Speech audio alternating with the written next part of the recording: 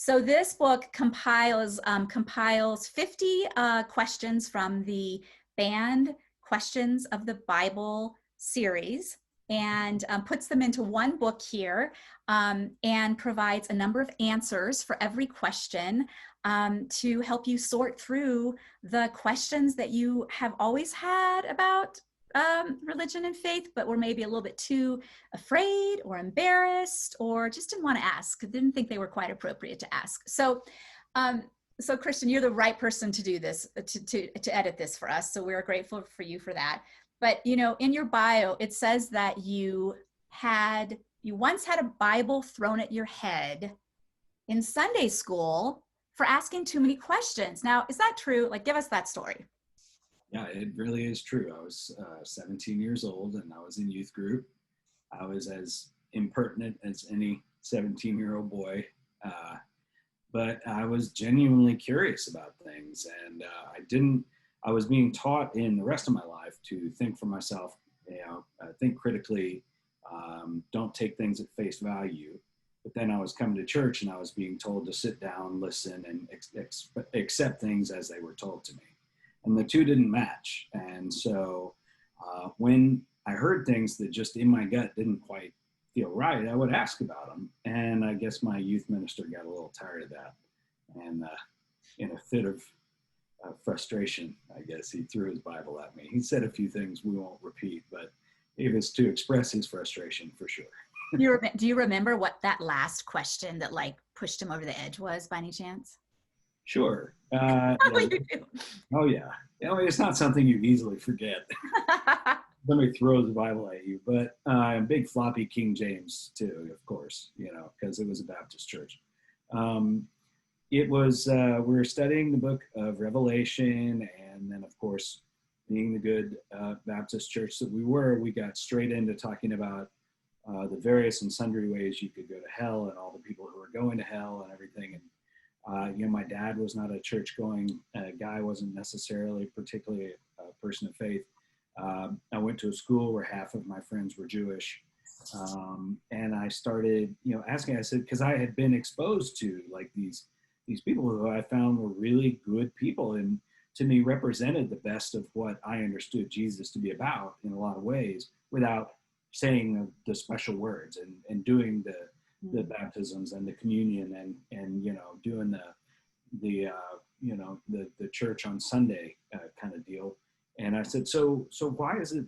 Do we really believe in a God that would throw all those people into hell because they didn't go to the right church or say the right words, or because they were born into a different culture? And he's like, yeah, that's how it is. And I said, well, I can tell you, if we're talking about a God who would throw my dad and some of my best friends, who are some of the most devout, faithful people I know, into hell, I'm not sure I want to have anything to do with it. No, that was it. Yeah, he didn't like that. And I also, in that conversation, questioned what I didn't really understand at the time, but I was trying to take scripture seriously without taking it literally. And they were literalists, and they took great offense to that. So, yeah. So why do you think questions about our faith are so objectionable to so many Christians? I don't think they always have been. I think, in the Jewish and ancient Christian traditions, you had Origen, and you had some of these great mystics who were very open to unanswerable questions and mystery and inductive exploration of God rather than deductive, reductive exploration of God. And even Midrash, which was the ancient way of approaching scripture, was this divinely inspired, multi-layered argument about what the meanings of scripture were. And from that, you gained a richer wisdom. There was not one truth. There were many truths to be revealed through the friction points of disagreement and question. Jesus invited questions. He never threw a Bible at somebody or a Torah at somebody for asking questions. Yeah. So I think the idea of questions being forbidden is a modern construct. It's from post Enlightenment modernist thought, and it also particularly came from the marriage of church and state with the religious right, and the fact that we basically started building the new Roman Empire on this marriage of church and state. But it required you got access to a deep well of privilege and opportunity and affirmation, but it required unquestionable acceptance of the terms. And there really was no other way around that. And so when you're challenging that, you're challenging the very substrate, the very structure of that Christian empire. That's right. That's right.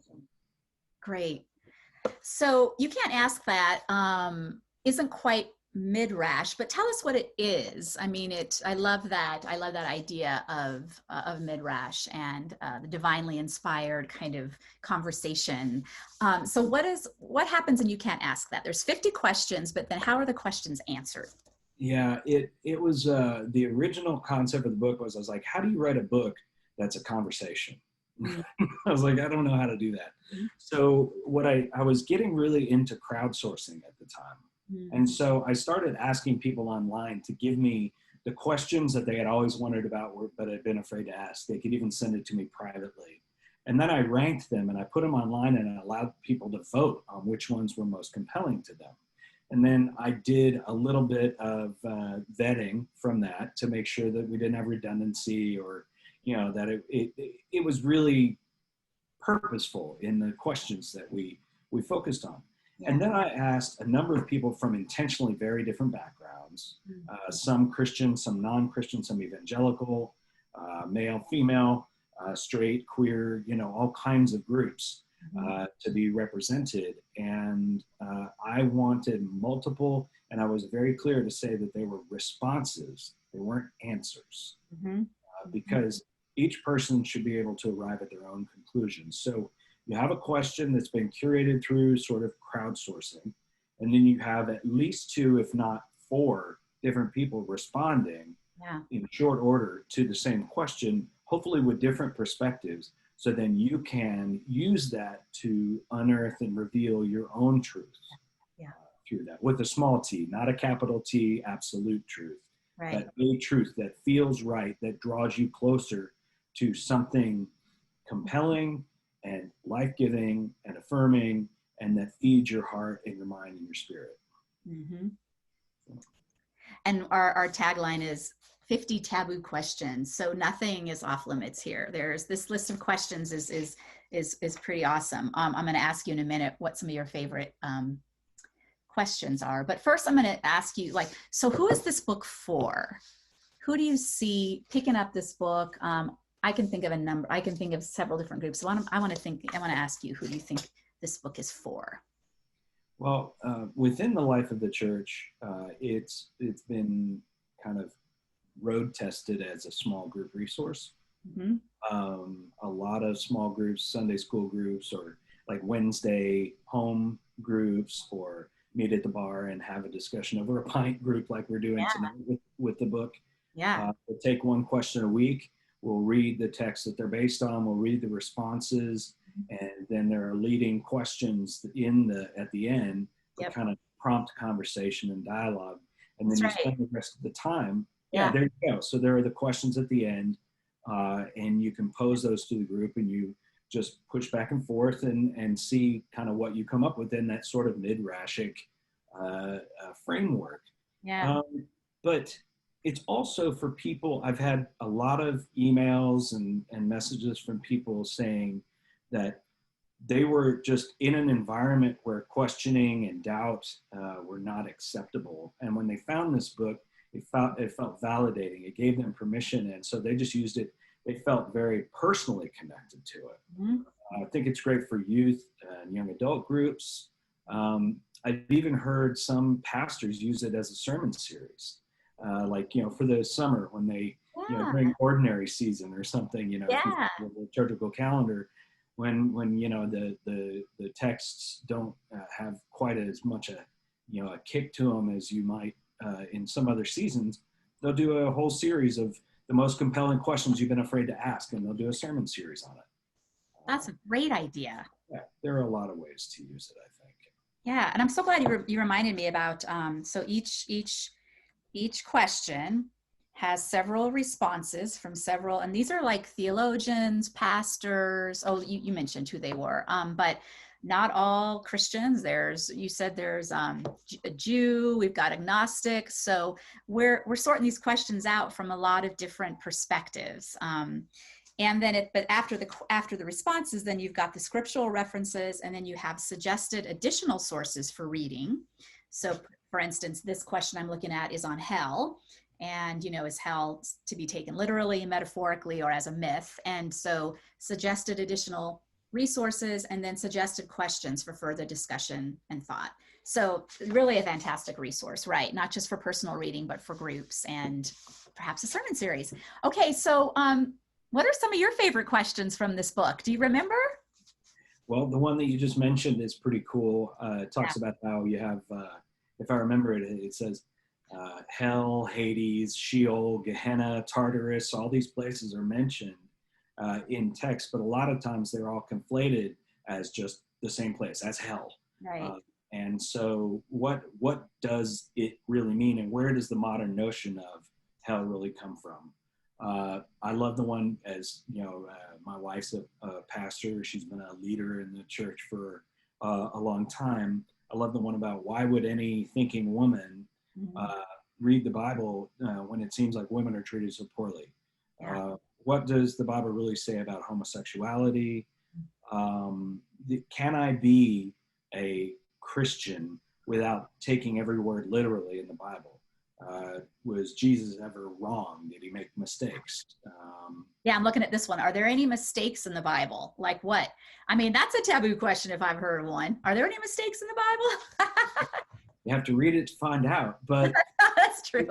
Some of these questions, they get at the things like the importance underpinning some approaches to Christianity where it leans on the absolute inerrancy and infallibility of Scripture. Well, what if we can't buy that? Are we completely out of the club? Is that it? Is that the end of the conversation?